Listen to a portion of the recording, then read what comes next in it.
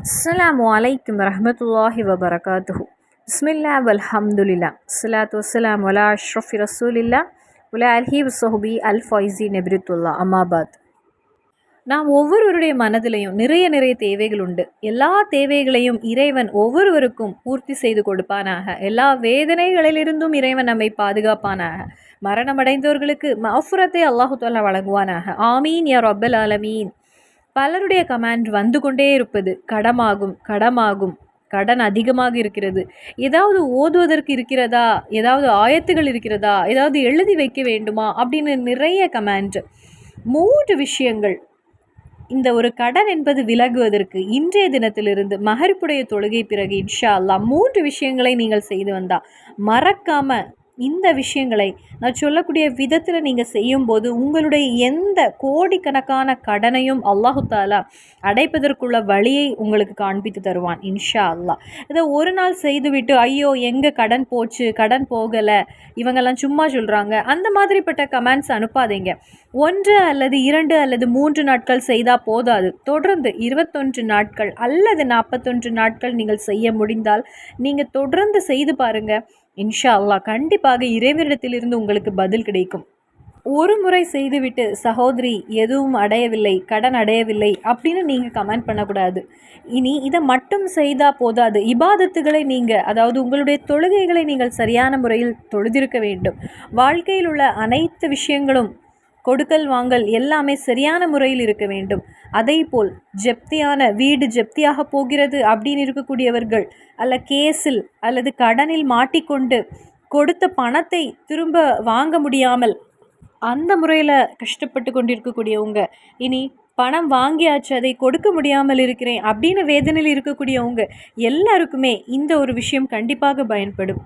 நான் சொல்ல போகிற இந்த 3 விஷயங்களை நீங்கள் தொடர்ந்து 21 நாட்கள் செய்யும் போதே உங்களுடைய வாழ்க்கையில் உங்களுக்கு அற்புதங்களை பார்க்க முடியும். இப்போது ஒரு மனிதர் உங்கள்கிட்ட வந்து 100 ரூபாய் கேட்குறாங்க, அதை கொடுப்பது சுன்னத்தான விஷயம்தான்.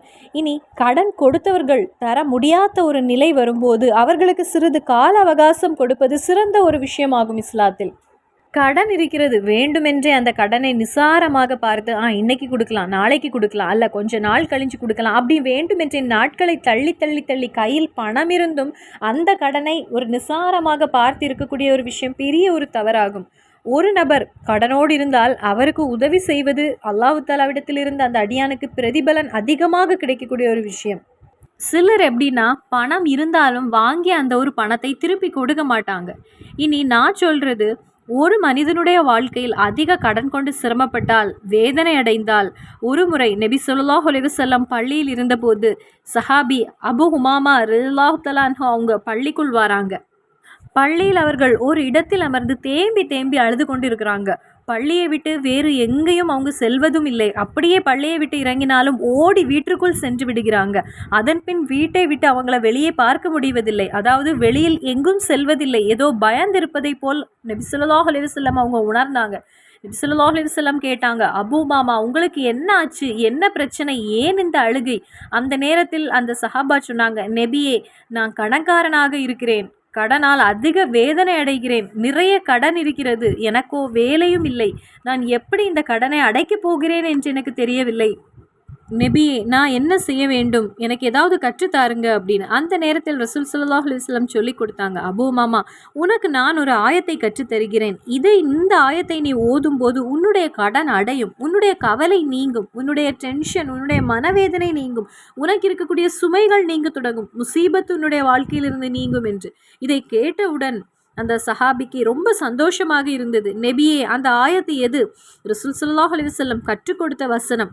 கடன் உள்ளவர்கள் இதை வழக்கமாக்கி கொள்ளுங்கள், கடன் இல்லாதவர்கள் கடன் வராமல் இருப்பதற்கு வேண்டி இந்த ஆயத்தை நீங்கள் வழக்கமாக ஓதிக்கொள்ளுங்கள். நமது இறைதூதர் கற்றுக் கொடுத்தது போல் அபூ மாமா அந்த துஆவை ஓதினாங்க. அவங்க கூறியது, இந்த துஆவை நான் தொடர்ந்து ஓதிய போது என்னுடைய கடன் எப்படி அடைந்தது என்று எனக்கே தெரியவில்லை, அந்த வகையில் இறைவனுடைய உதவி எனக்கு கிடைத்தது அப்படின்னு சந்தோஷத்தோடு நமது இறைதூதரை பார்த்து மகானான அபூ மாமா அவங்க தெரிவித்தாங்க. இனி நமது இறைதூதர் ஸல்லல்லாஹு அலைஹி வஸல்லம் கடனால் தவித்து கொண்டிருந்த அபூ மாமா ரலியல்லாஹு அன்ஹு அவங்களுக்கு கற்றுக் கொடுத்த துஆ, اللهم إني أعوذ بك من الهم والحزن وأعوذ بك من العجز والكسل وأعوذ بك من الجبن والبؤل وأعوذ بك من غلبة الدين وقهر الرجال. இறைவா, துக்கத்திலிருந்தும் சோகத்திலிருந்தும் பலவீனத்திலிருந்தும் சோம்பலிலிருந்தும் கஞ்சத்தனத்திலிருந்தும் கோழைத்தனத்திலிருந்தும் கடனாளிலிருந்தும் மனிதர்களால் அதாவது பிறரால் வெல்லப்படுவதிலிருந்தும் உன்னிடம் நான் பாதுகாப்பு தேடுகிறேன் அப்படின்னு அர்த்தம் வரக்கூடிய இந்த துஆவை நீங்கள் தொடர்ந்து ஓதுங்கள். இதை தெரியாதவங்க ஸ்க்ரீன்ஷாட் எடுத்துக்கொள்ளுங்கள். எல்லா மகரிப்புடைய தொழுகை பிறகு 7 தடவை ஓதுங்கள்.